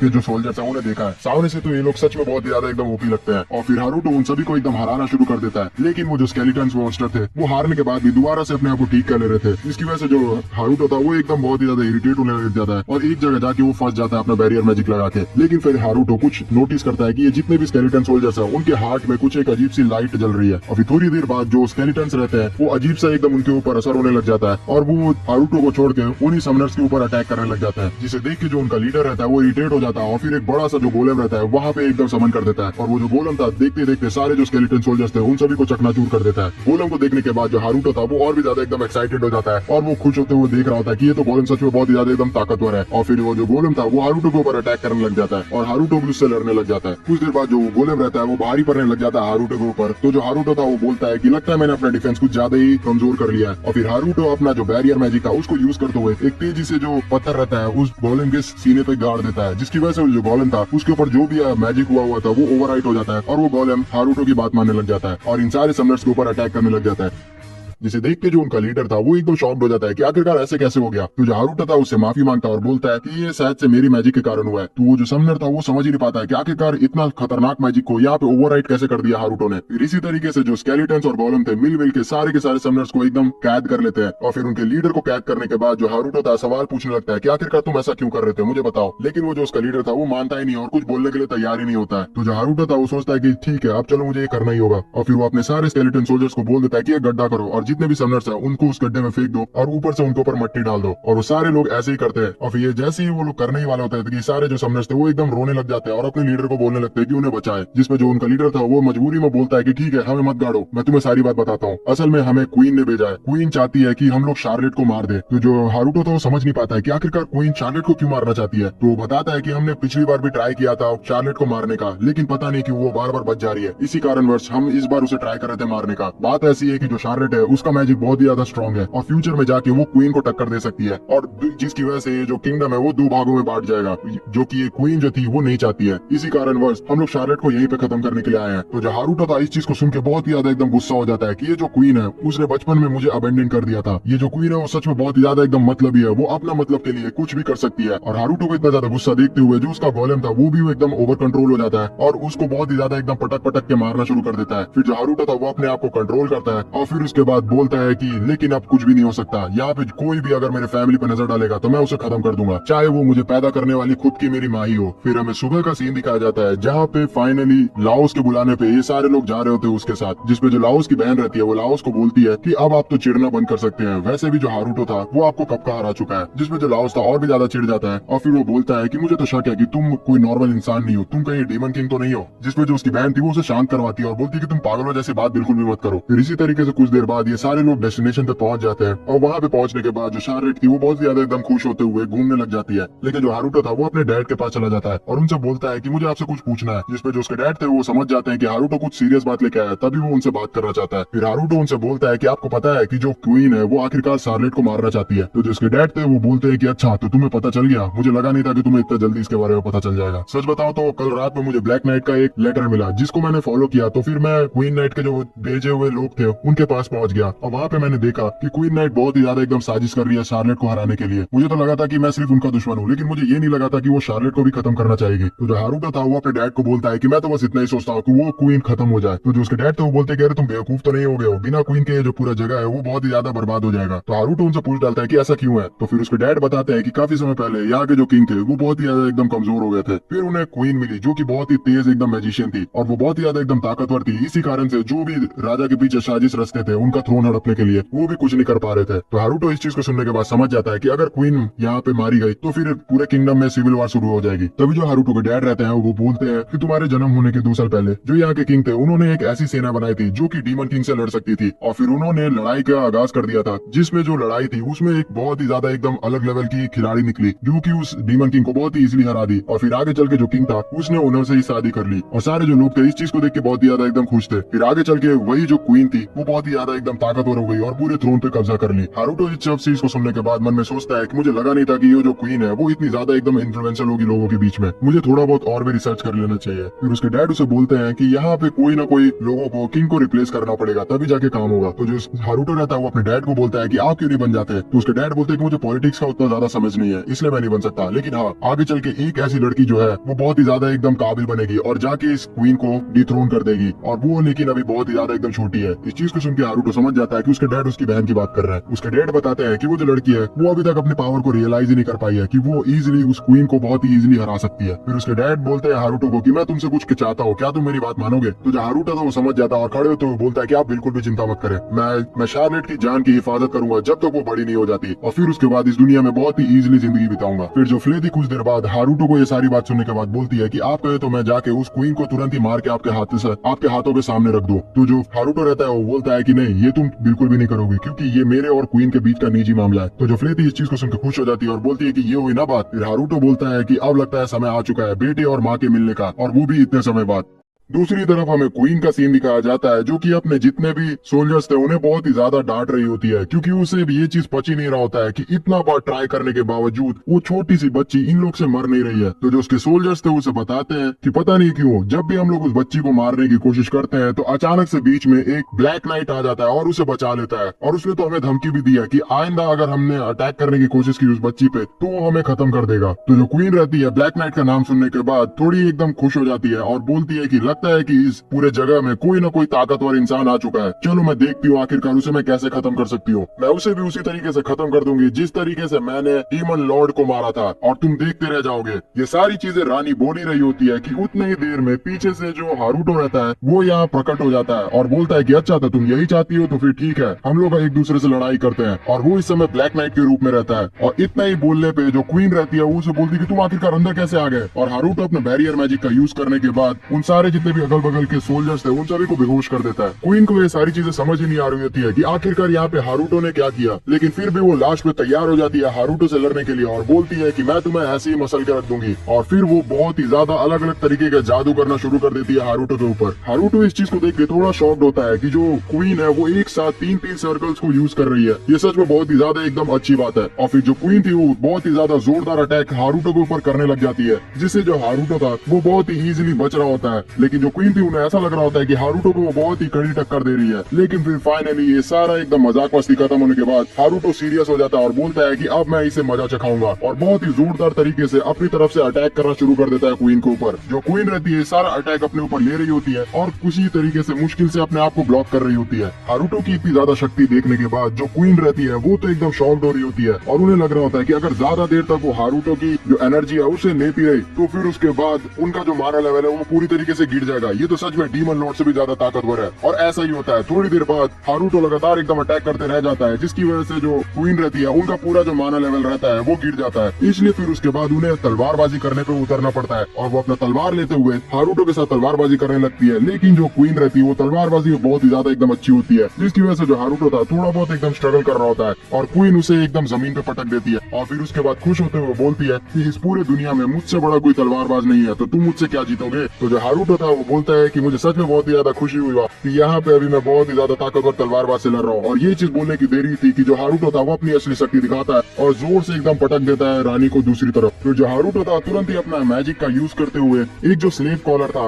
उस रानी के गले में बांध देता है। जो रानी रहती है उसे समझ ही नहीं आ रहा होता है कि आखिरकार यहाँ पे क्या हो रहा है। तो वो उस हारूटो से पूछती है कि यहाँ पे तुमने क्या किया मेरे साथ। तो जो हारूटो था उन्हें बताता है कि ये स्लेव कॉलर है, अगर तुमने कुछ भी थोड़ा बहुत इसको छूने की भी कोशिश की तो ये तुम्हारा गर्दन उड़ा देगा। तो जो रानी थी चीज सुन के डर जाती है और उस स्लेव कॉलर को टच करना छोड़ देती है। तो जो हारूटो था उन्हें बताता है कि मैं तुम्हें यहाँ पे क्लियर कर रहा हूँ, अगर तुमने जेनफिश फैमिली पे आज के बाद कोई भी नजर डाली तो फिर उसके बाद तुम्हें जो कॉलर है वो तुरंत ही खत्म कर देगा, इसलिए मेरी बात को बिल्कुल भी एकदम मजाक में मत लेना। और ये चीज बोलने के बाद जो हारूटो था यहाँ से चला जाता है और जो रानी थी वो जैसे ही रियलाइज करती है कि अब वो एक गुलाम बन गई है तो बहुत ही जोरों से एकदम रोना शुरू कर देती है। और दूसरी तरफ जो हारूटो था वो बाहर निकल जाता है इस कैसल से, जिसमें जो उसके साथ फ्ले आई हुई थी उसका तारीफ कर रही होती है कि आपने तो बिल्कुल भी एकदम अच्छी तरीके से इस रानी को बिना मारे समझा दिया। तो जो हारूटो था वो बोलता है कि हाँ अभी तक तो मैंने यहाँ मामला संभाल लिया, लेकिन आगे का मुझे पता नहीं। इसी के साथ 5 साल बीत जाते हैं और एक भी कोई भी जो स्टेप था रानी नहीं उठाती है क्योंकि उसके पास स्लेव कॉलर लगा हुआ था। अब जो हारूटो और शार्लेट थे वो भी बहुत ही ज्यादा बड़े हो चुके थे। जो हारूटो और शार्लेट और फ्ले रहते हैं वो आपस में ऐसी बर्फ में मस्ती कर रहे होते हैं, जिसपे अचानक से जो शार्लेट रहती है वो कान में आके हारूटो को बोलती है कि तुम क्या मेरा कहा हुआ एक बात मानोगे। तो हारूटो मना नहीं कर पाता है, इसलिए उसको बात माननी पड़ती है और कुछ अजीब अजीब सी चीजें शार्लेट हारूटो को करने के लिए बोलती है। तो हारूटो उसी को फॉलो करते हुए एक अजीब सा मैजिक यूज करता है और उसके लिए उसे बहुत ही ज्यादा अजीब अजीब से स्टेप्स भी करने पड़ रहे होते हैं, तो वो शर्मा भी रहा होता है। तो ये सारे स्टेप करने के बाद वो जोरदार एकदम अटैक जमीन पे कर देता है, जिसके वजह से जो आसपास का जितना भी बर्फ था वो तो पिघल ही जाता है और साथ ही साथ जमीन पे बहुत ही बड़ा एकदम गड्ढा हो जाता है। इस अटैक को देख के जो हारूटो था वो भी एकदम शॉक्ड हो चुका होता है। उतनी देर में वहाँ पे इन दोनों के मम्मी पापा आ जाते हैं, जो कि जैसे ही देखते हैं कि यह इतना बड़ा अटैक यहाँ आसपास हो गया तो वो पूछते हैं इन लोग से कि आखिरकार ये किसने किया। और वो हारूटो के कान में जाके बताती है कि तुम ऐसा करो कि बीच में यहाँ पे ब्लैक नाइट को बुला लो, जिससे इन लोगों को कुछ पता नहीं चलेगा। तो जो हारूटो था वो ऐसा ही करता है और यहाँ पे एक ब्लैक नाइट के क्लोन को बुला लेता है, जो कि बहुत ही ज्यादा अजीब सी हरकतें करके यहाँ से उड़ जाता है। इसी वजह से जो इनके मॉम डैड थे उन्हें पता नहीं चल पाता है कि ये हरकत असल में हारूटो ने की है। तो जो हारूटो रहता है वो अपने डैड से पूछता है कि डैड क्या आजकल के कुछ समय में आपको लग रहा है कि जो क्वीन है वो कुछ गलत स्टेप उठा रही है शार्लेट के लिए। तो जो उसके डैड थे वो बोलते हैं कि नहीं, मैंने इन 5 सालों में अभी तक कोई भी हरकत करते हुए नहीं देखा क्वीन को, वो बहुत ही ज्यादा एकदम शांत हो गई है। लोग तो ऐसा भी कहते हैं कि क्वीन ने अजीब सा एकदम स्लीव कॉलर पहनना शुरू कर दिया है और वो हमेशा अपने कमरे के अंदर ही बंद रहती है। पहले तो लोगों को लगा था कि वो एक फैशन के तौर पे इसे पहन रही है, लेकिन बाद में लोगों को लगा कि ये उसे किसी ने पहनाया है। इन सारी बातों को सुनकर जो हारूटो था वो थोड़ी चैन की सांस लेता है और बोलता है कि अच्छी बात है, जो क्वीन है वो अब थोड़ी बहुत शांत है तो हम लोग आराम से अपना जिंदगी जीते आ सकते हैं। और ये चीज बोल के वो यहाँ से निकलना शुरू कर देता है, लेकिन जो उसके डैड थे उसे टोकते हैं और बोलते हैं कि हे तुम अभी कहाँ जा रहे हो, मैं तुम्हें बताना चाहता था कि तुम्हें अब रॉयल्टी स्कूल को अटेंड करना पड़ेगा। जैसे ही ये चीज सुनता है जो हारूटो तो वो बहुत ही ज्यादा एकदम डिप्रेस हो जाता है, क्योंकि पिछली जिंदगी में एक स्कूल ही ऐसी जगह थी जिसे वो बिल्कुल भी पसंद नहीं किया करता था।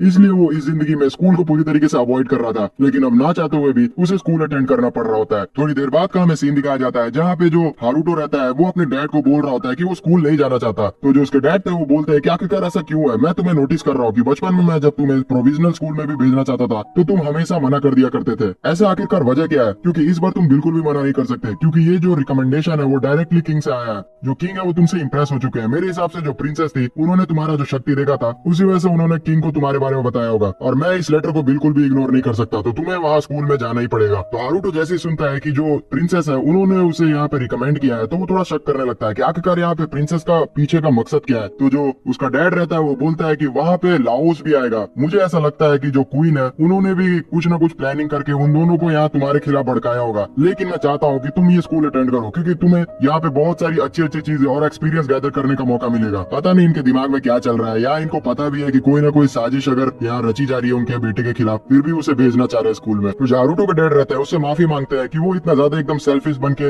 रिक्वेस्ट कर रहे हैं उससे। तो जो हारुतो था वो मन में सोचता है कि नहीं, जो मेरे डैड है उन्होंने मेरे लिए आज तक बहुत कुछ किया है, उन्होंने यहाँ तक कि मुझे अडॉप्ट भी किया, तो मैं यहाँ मना नहीं कर सकता। इसलिए फिर वो बोलता है अपने डैड को कि यहाँ पे अब तो मेरे पास कोई भी चारा नहीं बचा है ना, क्योंकि किंग से रिकमेंडेशन है। तो जो उसके डैड थे वो बोलते हैं कि हाँ मैं भी इसे मना नहीं कर सकता। तो फिर हारुतो ना चाहते हुए भी इस चीज के लिए हाँ कर देता है। तो उसके डैड खुश हो जाते हैं इस चीज को सुन के, और फिर उसके बाद बोलते हैं कि तुम्हें वहाँ पे जाने के लिए एक अटेंडेंट भी अपने साथ लेके जाना पड़ेगा, क्योंकि वहाँ पे बहुत सारे काम जो रहते हैं वो तुम मैनेज नहीं कर पाओगे। तो जो हारुतो था वो मन में सोचता है कि अभी तो यार मेरे पास एक भी कोई सही की अटेंडेंट नहीं है, अगर मैं फ्ले को अपने साथ लेके गया तो वो सच में वहाँ पे बहुत ही ज्यादा एकदम मुसीबत खड़ा कर देगी। तो उसके जो डैड रहता है वो उसे बोलता है कि तुम बिल्कुल भी चिंता मत करो, अभी थोड़ा बहुत टाइम है, तो उस बीच में मैं बहुत सारे जो अटेंडेंट्स है तुम्हें साथ में लेके आऊंगा, जिसे तुम चूज कर सकते हो अपने लिए अटेंडेंट। तो जो हारुतो था इस चीज को सुन के फिर उसके बाद बाहर निकल जाता है, और जैसे ही वो बाहर निकलता है तो वो बोलता है कि अभी भी मैंने यहाँ पे हाँ तो बोल दिया है, लेकिन मैं एक मुहिम चलाऊंगा जिससे मैं स्कूल ना जा सकूं, और मैं बगावत जरूर करूंगा। और ये चीज बोल के वो अपने कमरे में आ जाता है, जहाँ पे वो अपने जो क्लोन रहता है उसे बोलता है कि तुम मेरी जगह स्कूल चले जाओ। तो जो क्लोन था उसके मुंह पे ही मना कर देता है, जिसमें जो हारुतो था उसे बोलता है कि अरे यार तुम समझो तो मेरी मन की बात। तो जो क्लोन था वो बोलता है कि अच्छा तो तुम यही चाहते हो कि मैं वहाँ पे चले जाऊँ, और मेरे पास क्योंकि मैजिक नहीं है तो मैं तुम्हें एक्सप्लेन करवा दूंगा, है ना, यही चाहते हो तुम? तो जो हारुतो था वो बोलता है कि हाँ। तो उसका क्लोन बोलता है कि तुम बेवकूफों जैसी बात मत करो, वहाँ पे मैं चला तो जाऊंगा लेकिन मैं तुम्हारे बदले की मार खा जाऊंगा, क्योंकि वहाँ पे बहुत सारे लड़ाई झगड़े होंगे जिसमें मेरे पास तो मैजिक रहेगा नहीं, तो मैं तुम्हारे चक्कर में मार आखिरकार क्यों खाऊं? तो जो हारुतो था उसे बोलता है कि अरे तुम चिंता मत करो, मेरे पास वैसे भी तुम्हारे लिए बहुत सारे रिप्लेसमेंट अवेलेबल है अगर तुम्हें कुछ हो भी गया तो। जिस चीज को सुन के जो क्लोन था वो एकदम उदास हो जाता है। तो जो हारुतो था उसे शांत करवाता है और बोलता है कि अरे यार मैं मजाक कर रहा था, जो शार्लेट है उसने मुझे बिल्कुल भी बनाने नहीं दिया एक क्लोन। उन्होंने कहा कि अगर मैं क्लोन बना लेता हूँ तो जो तुम्हारा दूसरा क्लोन है उसे बुरा लगेगा। तो जो उसका क्लोन था वो और भी ज्यादा गुस्सा हो जाता है और बोलता है कि आखिरकार तुम्हारे मन में ऐसा आया ही क्यों कि तुम एक क्लोन का दूसरा वाला क्लोन भी बना सकते हो? तुम सच में बहुत ही ज्यादा एकदम खराब हो, आखिरकार मैं तुम्हारा ही क्लोन क्यों बना? और ये चीज बोल के वो रोने लग जाता है, जिसमें जो हारुतो था उसे शांत करवाते हुए बोलता है कि तुम बिल्कुल भी चिंता मत करो, तुम्हें बिल्कुल भी चोट नहीं लगने दूंगा, मैं अपना जो बैरियर मैजिक है वो तुम्हारे ऊपर कर दूंगा जिससे तुम्हें एकदम चोट नहीं लगेगा। तो जो क्लोन था अब उसके पास कुछ बचा ही नहीं था, इसलिए वो इस चीज के लिए मान जाता है। फिर थोड़ी देर बाद का सीन हमें दिखाया जाता है जहाँ पे हमें पता चलता है कि इन 5 सालों में जो हारुतो था उसने कैसल से थोड़ा दूर अपने लिए एक सेफ हाउस बना के रखा था जिसमें वो रिलैक्स की अपनी जिंदगी जीता है। लेकिन यहाँ पे उसे परेशान करने के लिए शार्लेट और फ्ले आते जाते रहते हैं। जो शार्लेट रहती है वो आए दिन यहाँ हारुतो के रूम में एनीमे देखने के लिए आया करती है, जिसपे जो हारुतो था उसे मना नहीं करता है, लेकिन जो हारुतो था उससे बोलता है कि आजकल तुम बहुत ही ज्यादा कम एनीमे देख रही हो, ऐसा वजह क्यों है? तो जो शार्लेट थी वो बोलती है कि मुझे पसंद तो आता ही है एनीमे, लेकिन अब मेरे पास ज्यादा समय नहीं मिलता है, मुझे बहुत सारे क्लास करने पड़ते हैं। वो बहुत ही ज्यादा एकदम परेशान हो रही होती है और बोलती है कि मैं इस चीज से तंग हो चुकी हूँ। तो जो हारुतो था उसे बोलता है कि तुम तो बहुत ही ज्यादा एकदम चैलेंजेस फेस करके यहाँ पे आती होगी। फिर इस चीज को बोल के जो हारुतो था वो शार्लेट के सामने अपना एक नया मैजिक शोकेस करता है। जो हारुतो था उसने असल में एक टेलीपोर्टेशन मैजिक को इजाद कर लिया होता है, जिसका यूज करते हुए वो एक जगह से दूसरी जगह जा सकता है। लेकिन प्रॉब्लम ये थी कि अब तक उसने किसी भी जिंदा इंसान को इसके ऊपर एक्सपेरिमेंट नहीं किया था। इस चीज को सुन के जो फ्ले थी उसे बोलती है कि तुम क्या बेवकूफ हो, तुमने तो क्या कॉपी जो अपना बनाया था वो किसने बनाया था, यही सब चीजों के लिए ना, तो उसमें थोड़ा एक्सपेरिमेंट कर लो। तो हारुतो था इस चीज के लिए तैयार हो जाता है और फिर अपना एक टेलीपोर्टेशन मैजिक अपने कमरे पे लॉन्च करता है और फिर अपने क्लोन को बोलता है कि हे तू यहाँ क्या कर रहे हो। जो क्लोन था अचानक से हारुतो की आवाज सुन के एकदम डर जाता है। फिर हारुतो से बोलता है कि क्या तुम इस मैजिक का यूज करते हुए इस तरफ आ सकते हो? तो जो क्लोन था वो समझ जाता है और बोलता है कि क्या तुमने मुझे बेवकूफ समझा है, क्या तुम मेरे को एक गिनी पिग की तरह एक्सपेरिमेंट करते रहोगे, मैं यहाँ पे नहीं आऊंगा, तुम यहाँ क्यों नहीं आ जाते आखिरकार, तुम्हें ये डर लग रहा है आखिरकार कि तुम एक डायमेंशन में फंस जाओगे, तुम तो सच में बहुत ज्यादा डरपोक हो। और इसी तरीके से वो पोक करने लग जाता है हारुतो को, जिसको देख के जो फ्ले थी वो बहुत ही ज्यादा एकदम गुस्सा हो जाती है। तो वो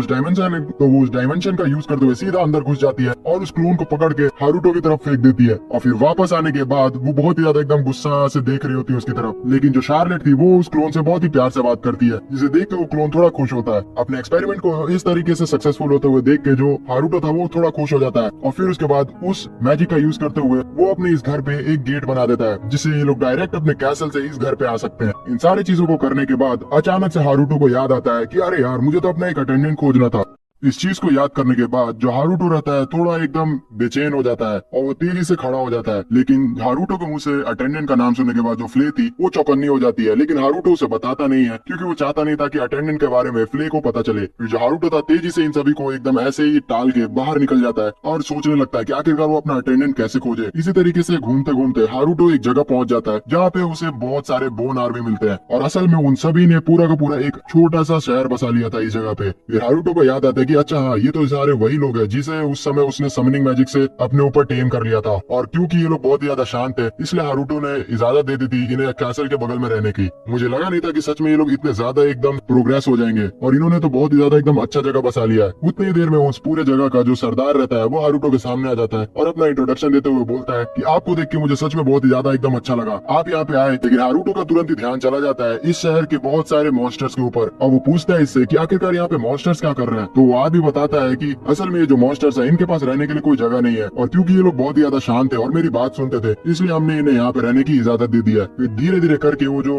लीडर था वो एक एक जगह हारुतो को दिखाता है जो कि उन्होंने बनाई हुई होती है। उन सभी मॉन्स्टर्स ने असल में खेती करने का भी इंतजाम किया हुआ था और फार्मिंग करने का भी इंतजाम किया हुआ था अलग अलग तरीके का। हारुतो इन लोग के इतने ज्यादा प्रोग्रेस को देख के बहुत ही ज्यादा एकदम खुश हो रहा होता है और वो मन में सोचता है कि ये जो लीडर है ये सच में बहुत ही ज्यादा एकदम अच्छा है और इसके अंदर थोड़ी बहुत लीडरशिप क्वालिटी भी है। क्या मैं इसको अपने साथ लेके जा सकता हूँ एक अटेंडेंट बना के? अगर मैं इसको ऊपर फ्लैश डाल दूं तो ये एक इंसान की तरह लगेगा, लेकिन प्रॉब्लम ये है कि ये बहुत ही ज्यादा एकदम बोलता है। हारुतो को इस तरह से परेशान देख के वो जो लीडर रहता है वो बोलता है कि कुछ दिक्कत होगी क्या? तो जो हारुतो था उसे मना करते हुए यहाँ से जाने के लिए बोलता है, जिसपे वो जो लीडर था उन्हें इजाजत दे देता है और फिर हारुतो वहाँ से निकलने के बाद एक जगह पहुंच जाता है और सोचने लगता है आराम से बैठते हुए कि आखिरकार उसे अटेंडेंट खोजने में कितना टाइम लग रहा है। उतनी देर में हारुतो के बगल में एक बड़ी सी जो गोलेम रहती है वो आके बैठ जाती है। उसका भार इतना ज्यादा था कि जो हारुतो था वो भी एकदम हिलने लग गया था। फिर जो हारुतो था उसे याद आता है कि अच्छा ये तो वही गोलेम है जिसने उसे समनिंग टाइप में एकदम कंट्रोल कर लिया था। फिर जो गोलम थी वो हारुतो को एक फूल देती है और फिर उसके बाद शर्माने लग जाती है। फिर हमें पता चलता है कि ये जो गोलम है वो असल में एक लड़की है। फिर जो हारुतो था गोलम से पूछता है कि आखिरकार तुम ज्यादातर उस विलेज में क्यों नहीं रहती हो? तो जो गोलम थी वो बोलती है कि मुझे वो विलेज पसंद है लेकिन मैं अकेले रहना ज्यादा पसंद करती हूँ। तो हारुतो मन में सोचता है कि ये जो गोलम है ये बहुत ही ज्यादा शांत रहती है और हो सकता है कि ये मेरा अटेंडेंट बनने के लिए सही भी हो, लेकिन प्रॉब्लम ये कि बहुत ही ज्यादा एकदम बड़ी है। फिर हारुतो परेशान होने लग जाता है कि आखिरकार अब उसे क्या करना चाहिए और परेशान होने के बाद वो पूरा दिन खत्म करके फाइनली अपने कमरे के अंदर आ जाता है जहाँ पे उसका इंतजार फ्ले कर रही होती है और गुस्से से वो पूछती है उससे कि आपने बात की थी अटेंडेंट की, आखिरकार आपके कहने का मतलब क्या था उस पे? तो जो हारुतो था उसे झाड़ देता है और बोलता है कि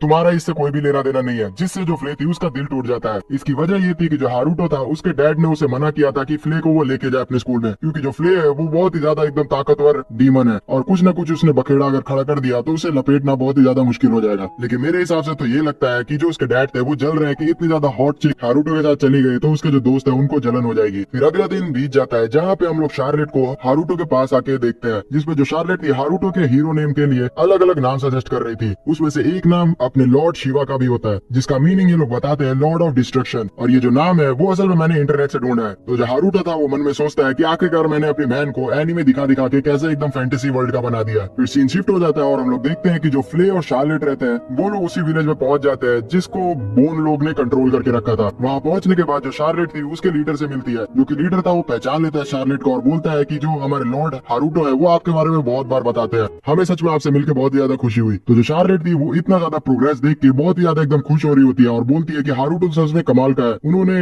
इस जगह को पूरे तरीके से इन लोग के कंट्रोल में दे दिया है। फिर शार्लेट इस पूरे मोहल्ले का नाम रखती है और उसका नाम होता है पेंडेमोनियम, जिसे सुन के जो बोन था वो भी बहुत ही ज्यादा एकदम खुश हो जाता है। फिर दूसरी दूसरी तरफ का हमें सीन दिखाया जाता है जहाँ पे एक अनजान बर्फीले इलाके पे एक जो ब्लू ड्रैगन रहती है वो बहुत ही ज्यादा एकदम घायल अवस्था में पड़ी हुई होती है, और कुछ जो एडवेंचरस रहते हैं उसे देख लेते हैं और उस पर हमला करने के लिए तैयार हो रहे होते हैं। लेकिन जो ब्लू ड्रैगन थी वहाँ से बचते हुए एकदम भागने के लिए तैयार हो जाती है, लेकिन वो बहुत घायल होने के कारण उस जगह से ज्यादा दूर तक भाग नहीं पाती है। फिर हमें सीन दिखाया जाता है हारूटो के घर का, जहाँ पे जो उसके डैड रहते हैं हारूटो को बता रहे होते हैं इसी ड्रैगन के बारे में जो कि इनके किंगडम के बॉर्डर पे देखी गई है। तो जो हारूटो था वो बोलता है कि अरे वो तो हमारे किंगडम में नहीं है ना, तो हमारा थोड़ी ना इससे प्रॉब्लम हुआ। तो जो उसके डैड थे उसे बोलते हैं कि हाँ प्रॉब्लम तो नहीं है हमारी, लेकिन हो सकता है कि वो घायल है और अगर वो ज्यादा गुस्से में आ गई तो उड़ते उड़ते वो हमारे किंगडम में भी तबाही मचा सकती है, इसलिए मैं चाहता हूँ कि तुम उससे जाके लड़ो, जिसके लिए तुम फ्ले को लेके जा सकते हो। लेकिन जो फ्ले थी इस चीज के लिए मना कर देती है और बोलती है कि मैं सिर्फ लॉर्ड हारूटो की बात मानती हूँ। तो जो हारूटो था वो बोलता है कि ये डायरेक्ट ऑर्डर मेरा ही समझो तुम, लेकिन फिर भी जो फ्ले थी वो थोड़ा मुंह बना रही होती है। तो हारूटो उससे पूछता है कि आखिरकार तुम इतना मुंह क्यों बना रही हो। तो फ्ले बताती है कि मुझे लगता है कि जब बहुत साल पहले ह्यूमंस और डीमंस के बीच में लड़ाई होती तो मैंने एक भी बार इस ब्लू ड्रैगन का नाम नहीं सुना। इसका मतलब ये है कि वो उस लड़ाई के बीच में डर के मारे भाग गई थी और मैं इस तरीके की डरपोक डीमन को बिल्कुल भी बचाना नहीं चाहती। तो इस चीज को सुन के जो हारूटो था वो अपने डैड से थोड़ा समय मांगता है इस चीज को सोचने के लिए। तो जो उसके डैड थे वो बोलते हैं कि तुम जितना चाहे उतना समय ले लो। फिर ये दोनों बाहर आ जाते हैं उनके कैबिन से, और जैसे ही बाहर आते हैं तो ये लोग देखते हैं कि शार्लेट इनकी बात छुप के सुन रही थी, जिसमें जो हारूटो था उसे थोड़ा बहुत डांटता है और बोलता है कि तुम्हें छुप के इस तरीके से बात नहीं सुननी चाहिए। तो शार्लेट इसके लिए सॉरी बोलती है और फिर उसके बाद रोते रोते थोड़ा सा बोलती है इन दोनों को कि आपको नहीं लगता कि आपको उस ब्लू ड्रैगन को बचाना चाहिए, वो ब्लू ड्रैगन पक्का बहुत ही ज्यादा एकदम चोटिल होगी, हमें सच में उसकी सहायता करनी चाहिए। तो जो हारूटो था वो बोलता है कि अब तो शार्लेट ने ये बात बोल दी है तो तुम्हें तो ये बात माननी पड़ेगी, जिसपे जो फ्ले थी वो ना चाहते हुए भी इस चीज के लिए तैयार हो जाती है। फिर हमें थोड़ी देर बाद का सीन दिखाया जाता है जहाँ पे जो फ्ले और हारूटो रहते हैं वो एक जगह पे आ जाते हैं जहाँ पे उस ब्लू ड्रैगन को देखा गया था। वहाँ फ्ले थोड़ी निराश तो हो रही होती है, लेकिन हारूटो से समझाता है कि हमें ये चीज करना पड़ेगा। फिर हारूटो अपना सर्विलेंस मैजिक का यूज करते हुए अगल बगल देखने लगता है कि आखिरकार वो ब्लू ड्रैगन कहाँ पे है। फिर थोड़ी देर बाद खोजने के बाद उन्हें ब्लू ड्रैगन वो मिल जाता है। ये लोग उसी चीज से